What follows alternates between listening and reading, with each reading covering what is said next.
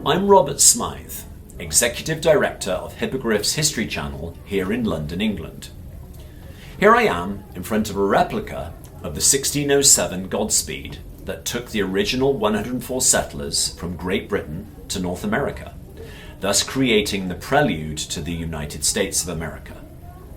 In this series of documentaries about antebellum United States, 1812 to 1861, I have the pleasure of introducing 14 distinguished scholars who are experts in this field of American history, all from some of the most prestigious universities in the world.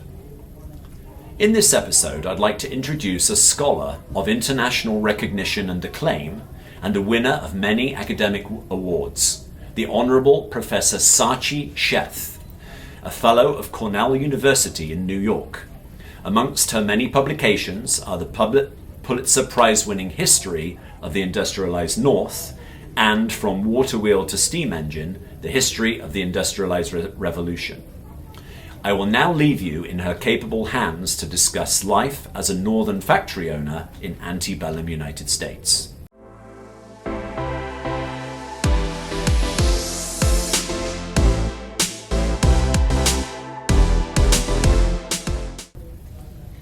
Dr. Sachi Sheth, a scholar of American history at Cornell University, and I am now going to discuss life as a northern factory owner.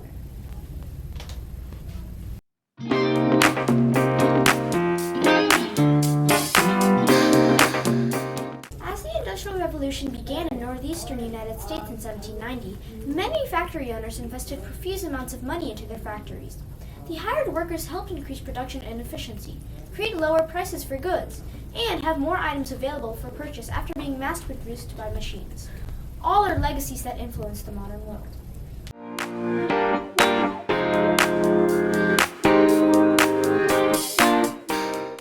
The Industrial Revolution was a period of scientific and technological development in the 18th century. It reshaped largely rural communities, especially in Europe and North America, into industrialized urban centers. The Industrial Revolution began in Great Britain in 1760. There was a shift from handmade goods to machines powered by water wheels and later with steam. These factories were built all over Britain and initially produced textiles.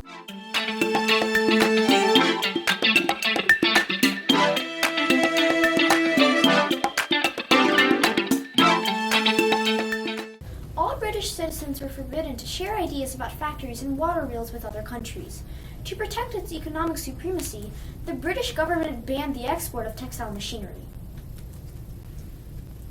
Eventually, Englishman Samuel Slater immigrated to North America and shared his ideas about the British textile industry. The U.S. Industrial Revolution began in 1793 when the first water-powered, roller-spinning textile mill opened in Pawtucket, Rhode Island. Providence industrialist Moses Brown financed and constructed a water-powered cotton mill based on the British prototypes. Slater's knowledge of technology and mill organization made him the founder of the first successful cotton mill in the United States.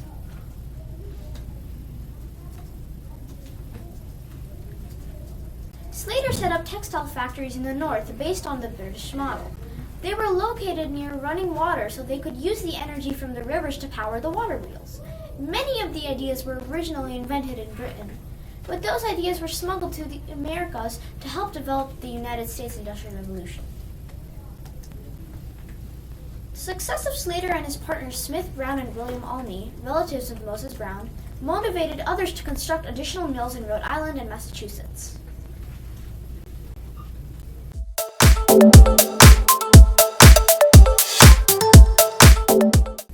Samuel Slater was born on June 9, 1768, in Derbyshire, England. He memorized the British ideas about the textile industry and immigrated to New York in 1789. He shared these ideas and later became known as the father of the American Industrial Revolution. In the United Kingdom, he was known as Slater the Trader and Slam the Slave because he brought British textile technology to the United States, altering the ideas for American use. To steal the British textile industrial ideas, he memorized British mill designs in defiance of British laws. Slater designed the primary textile mills, such as Slaterville, Rhode Island, to begin the Industrial Revolution in the United States.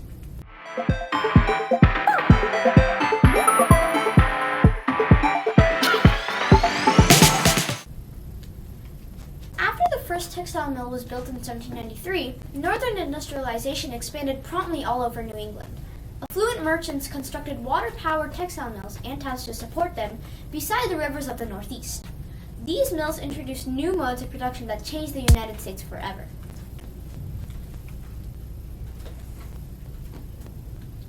As never before, the production relied on mechanized energy provided by water power, and later steam. In addition to the mechanization and centralization of work in the mills, specialized repetitive tasks assigned to wage laborers replaced earlier modes of handicraft production done by artisans at home.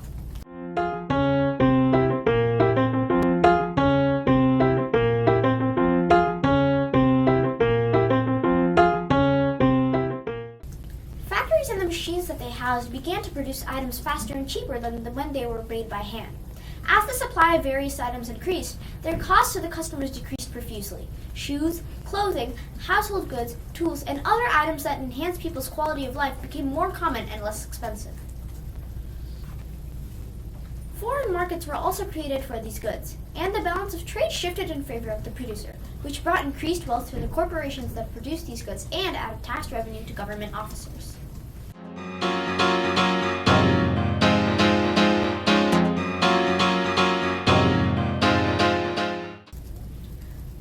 Treated the workers poorly because there were no restrictions or regulations to make the factory a pleasant place to work.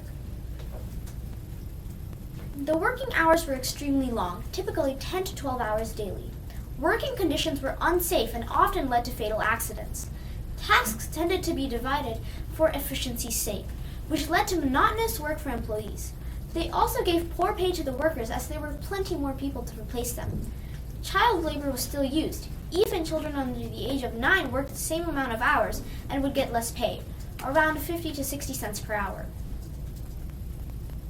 In 1833, the government passed a Factory Act to only improve conditions for children working in factories. There could be no child workers under 9 years of age. Employers must have an age certificate for their child workers. Children were not to work at night and have at least 2 hours of schooling each day. But this act did not completely ban child labor. Factory owners still violated the act and made children work long and monotonous hours.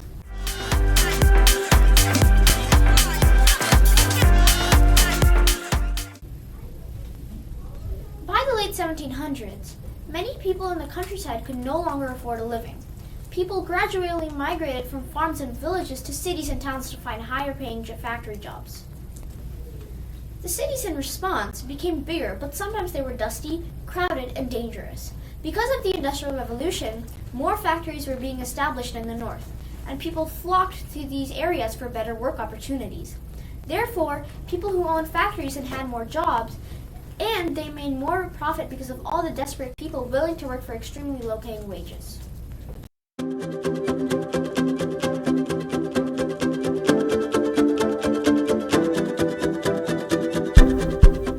Early factories mass-produced textiles such as cotton and woolen products. By the 1860s, machines were knitting stockings, stitching shirts and dresses, and cutting and sewing leather for shoes. Railroad tracks were also manufactured, which induced increased manufacturing activity in factories that were previously held back by expensive modes of transporting goods. Eventually, vehicles were mass-produced in factories. Some of these items were extremely dangerous to the workers because of the sharp parts and laborious work necessary to manufacture them.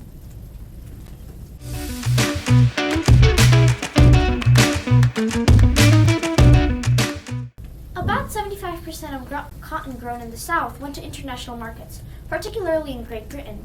The remaining quarter of cotton was sent to northern textile mills. Therefore, most of the manufactured cotton from the northern factory owners was sold by the South. This went against abandoning slavery since all of the cotton was made by slaves. Also, important textile machines such as the spinning jenny used metal and wood to create the mainframe of mass-producing machines.